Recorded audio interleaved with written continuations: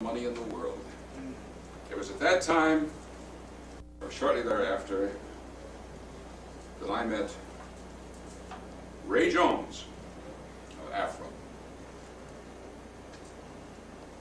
I cannot tell you how much this union has meant to me, and to all of us, and to those who come after us. Without AFRA, and without AFTRA, which came later, we would have been a mess. I'll delve a little more on that later. I had a job,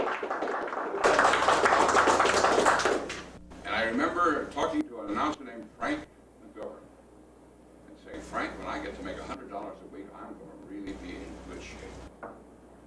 So I started doing a little freelance work. I did an interview show down in front of the Oriental Theater. I think it was $5 a night. Don't ever do an interview show on Randolph Street. The first thing I learned was if you see a woman come down the street, don't ask her what she does for a living. And if you see a couple of guys approaching, take the microphone and bury it in your armpit. That was experience. I took that job over from Howie Roberts, who I think burned out on that particular assignment. Then he gave it to me. Then I ended up in Idle's Old Heidelberg. Do you remember Idle's Old Heidelberg? And it was Hans Munzer, as I recall, and his strings. And I would sit in this little area and I'd say, now, ladies and gentlemen, this was a remote. I was doing remotes on CFL. You are now about to hear the music of Hans Munzer and his strings. And I would introduce him. Boy, this was great. And I'd walk out saying, I just did a remote. I'm here. Now I was up almost to $100 a week. Then I started seriously beginning to put music together. And a man came to me and said, Mal, we want you to do a show at 6:30. We're going to call it Music for Men. It wouldn't go over today, but it was to be a 15-minute record show. It was sponsored by the Imperial Credit Company. And I told people how they could go over there and consolidate their debts. There was a record turner named Frank Winkler there at CFL. Frank, ex-musician, all record turners were musicians, belonging to Local 10. Frank taught me how to build a show. He taught me beginning, middle, and end, taught me how to do it. I started to then meet performers and put shows together, and I started what was to become a pretty definite involvement in music. It wasn't long after that I became active in Afro. And one day my fellow announcers had a complaint, and I was the one nominated to go to management and tell them about the problem. I went in, and Mr. William A. Lee, the president of the Chicago Federation of Labor, threw me out, literally. And I thought, wow, this station is owned by the Chicago Federation of Labor. AFRA is a part of it, and he threw me out. So I immediately went back in and I said, I'd like to do some television work. I've done some theater work, some acting, and TV now is starting in Chicago.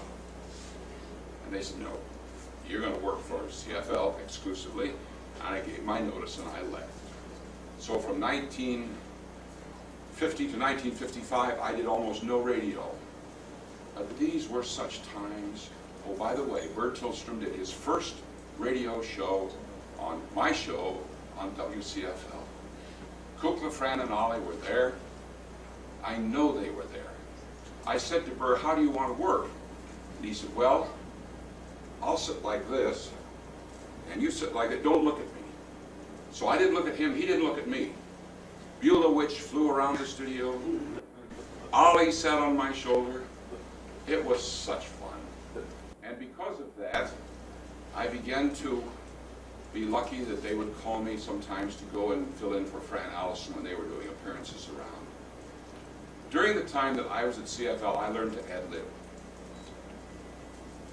It was a time when the Norman Brokenshires, his picture's right here, on a 1931 magazine I'd like you all to have a chance to look at. Announcers were no longer cupping the hand, they were beginning to talk. Arthur Godfrey was doing it. And there was a man named Dave Garroway, whom I admired tremendously. I was on late in the evenings at CFL, and I would often drive home listening to Dave Garroway and the 1160 Club. And I thought, this man's the greatest ad-libber I've ever heard in my life. And I decided that for me to be a successful air salesman personality, I should start to learn to ad-lib. And I spent about 3 years at WCFL forcing myself away from any copy and just learning to talk. Learning to do in 30 seconds or 60 seconds whatever a client needed. I would go always to the client, I would get to know them personally. And this, I think, was one of the things that helped me as a performer. I wanted to prove it out, so one night my wife and I said, let's go over and watch Dave Garroway do a show. Watch how he does his broadcasting. So we went over to the Merchandise Mart up to the 20? 19, right. Into the studio, first row, out came Garroway and read every word.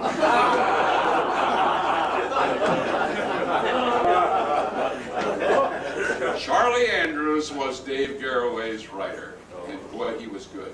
He was good. I loved the way Garroway projected himself, and I guess he had some influence on me. I did a lot of television work. I even was reminded of it today when one of my technical people from GN is here, and we did a show for the National Premium Beer. It was an interesting TV show. There were things in those days. GN had bought a package of things called Snyder telescriptions. They were like records, but they were on film. And so I would go in and preview 8 or 10 of these, have a studio, I'd sit there and lace these things all together, dropping in a few commercials for National Premium Beer along the way. This was almost a disc jockey on television approach. I'd pick up the glasses and look out the window and say, that's Peggy Lee's apartment down there. Now, is she by a piano? I wonder what she's singing. Dissolving into Peggy Lee, for things like that. And we'd have stars come in and we'd interview them. It was fun television. I also got heavily involved in what turned out to be the first quiz show. Now it's the College Bowl or whatever they call it. This was for high school students. It was called What's the Answer? And I was the quiz master for high school students. A tremendously interesting show.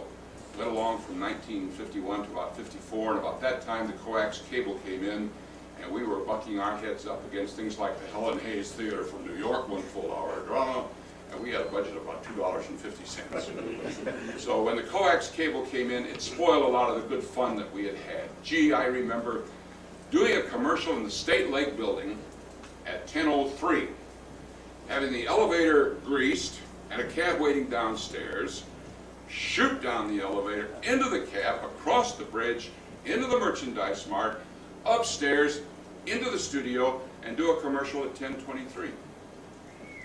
Those were great days with the Clifton Utleys of the world, with the Clint Yules of the world. NBC had a wonderful package of newsmen at that time. There were great people in television, and we did it all live. There weren't even any idiot sheets. They just turned the camera on you, as you veterans know, and we took off from there. And it was exciting stuff. Well, 1955,